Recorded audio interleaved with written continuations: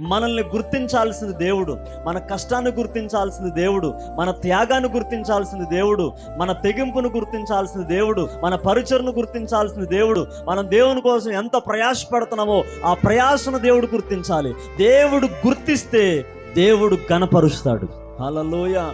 ఒక పాట పాడావా, ప్రజలు గుర్తించి చప్పట్లు కొట్టి నిన్ను ఘనపరచాలని మైండ్తో నువ్వు పాడొద్దు. నా పాట ద్వారా దేవునికి మహిమ రావాలి, ఈ పాట ద్వారా అనేక మంది పశ్చాత్తాపపడాలి, దేవుణ్ణి స్తుతించాలని ఆ మైండ్తో నువ్వు పాట పాడాలి.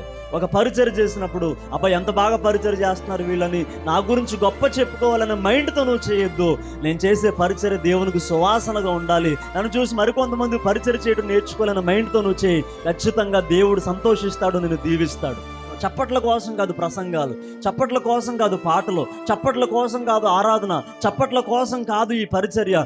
దేవుని హృదయాన్ని సంతోషపెట్టడం కోసం చేయాలి.